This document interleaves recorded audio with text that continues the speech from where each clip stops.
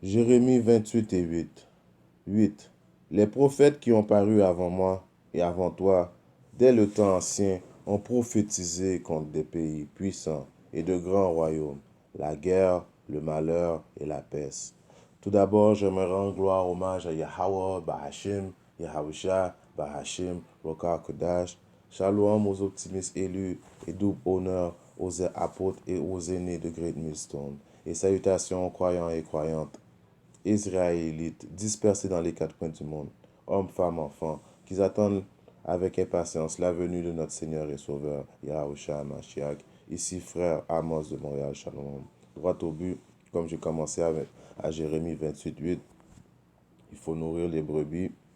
Les prophètes qui ont paru avant moi et avant toi ont prophétisé contre des pays puissants. Alors c'est ça, aujourd'hui on va faire une petite prophétie, une petite leçon droit au but pour vraiment mettre au clair la destinée de Issa et le tabernacle de Édom. Et les autres nations sont aussi avec lui, mais on va se concentrer plus sur Issa.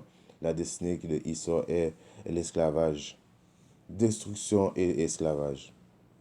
Exode 21, 16. Celui qui dérobera un homme et qui l'aura vendu ou retenu entre ses mains sera puni de mort. Alors oui, jusqu'à ce jour-là, Issa n'a pas été puni pour toutes les, les, les massacres, l'esclavage qu'il a fait subir à nous, les soi-disant dits négros ou les soi-disant dits latinos, les génocides qui ont fait subir aux les soi-disant dits indiens américains. Tout ça n'est pas encore résolu, le problème n'est pas encore résolu, alors éventuellement, Issa va devoir payer pour toutes ces actes-là. Deutéronome 37. L'Éternel ton Dieu fera tomber toutes ces malédictions sur tes ennemis, ceux qui t'auront haï et persécuté. Alors toutes les malédictions, toutes les persécutions que nous avons eues, nous, les soi-disant dits négros, les soi-disant dits latinos, les soi-disant dits amérindiens que nous composons à l'ensemble les tribus d'Israël, le peuple choisi de Yahweh Hashim Yahushua, quoi. Alors, toutes les malédictions que nous avons eues, l'Éternel, Yahweh Hashim Yahushua, va les remettre sur leur propre tête. Et de toute façon, présentement, on peut voir que c'est une prophétie qui est en train de se produire, car les enchantements de Issa, les mensonges que Issa pouvait dire avant et que tout le monde pouvait le croire, ça veut dire la magie, l'encerclement que Issa avait sur l'humanité est en train de descendre. On peut voir ça maintenant. Issa est obligé de remettre à sa nature première qui est une bête, quoi. Issa il va être obligé de commencer à montrer ses dents parce que les ensorcellements ne marchent plus, parce que comme il est écrit, l'Éternel va faire tomber toutes les malédictions sur nos ennemis. Alors on peut voir le commencement. Béni soit l'Éternel, Yahweh Hashim Yahushua.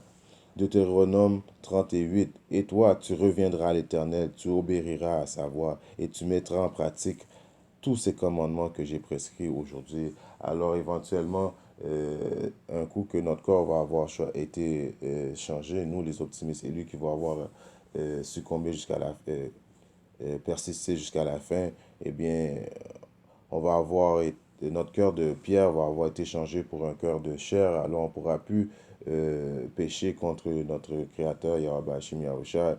Alors, parce que c'est ça qui amenait la mort dans le monde, c'est du fait qu'on péchait. Et puis si on n'a plus la possibilité de pécher, alors la mort va être détruite. Pour nous, les Israélites, le peuple de Yahweh Hashim Yahushua, mais les autres peuples et les autres nations qui vont aller en esclavage, eux vont continuer à être dans leur corps humain, ils vont connaître encore la mort.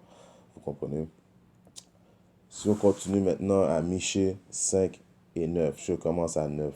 Voilà qu'un jour vient, affirme le Seigneur Yahweh Bashim Yahushua. J'anéantirai vos chevaux et ferai disparaître vos chars. Alors, leur petite prétention qu'ils ont avec leur petite armée, les petits avions ouais, peu importe, les petits avions qui volent ou bien leurs chars qu'ils ont, tout ça va être effacé là d'un clin d'œil. Je détruirai les villes de votre pays, je démolirai toutes vos fortifications. Alors toutes les constructions, toutes leur,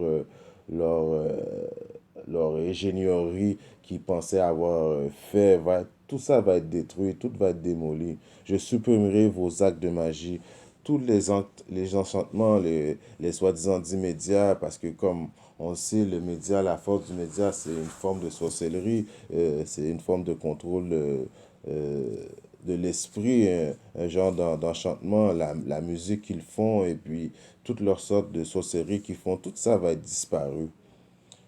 À Michée 5 et 12, j'abattrai vos idoles et vos pierres dressées. 14. Puis ma fureur se déchaînera. J'exercerai ma vengeance contre les nations. Alors toutes les nations vont subir la fureur de notre éternel Yahweh Hashim Yahushua. À Ézéchiel 25 et 14, il est bien écrit, j'exercerai ma vengeance sur Édom par la main de mon peuple Israël.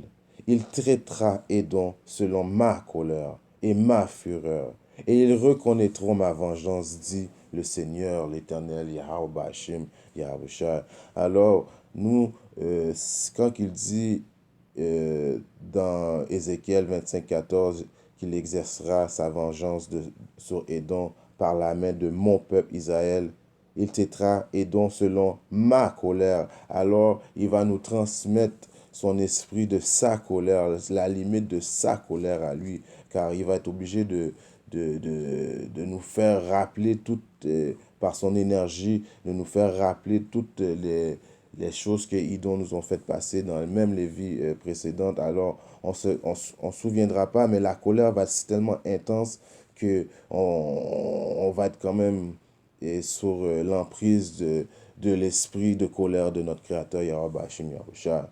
Ceux qui vont avoir succombé jusqu'à la fin, ceux qui vont avoir devenu les 144 000. Si on continue maintenant à Nahum 1, et je commence au verset 2, le Seigneur est un Dieu exigeant. Il prend sa revanche sur ceux qui s'opposent à lui. Sa colère est terrible. Il prend sa revanche sur ses ennemis et il leur garde rancune. Alors vous voyez, jusqu'à aujourd'hui, même si des fois les prophéties, on aimerait accélérer le temps, mais nous savons tous que les prophéties sont déjà écrites et puis que c'est déjà prédestiné à une heure précise. Mais la colère de notre Sauveur et Créateur Yahweh Hashim Yahushua, il n'oublie jamais les choses que Édom a fait passer à son peuple. Il a le jour de sa vengeance constamment dans sa tête lui aussi.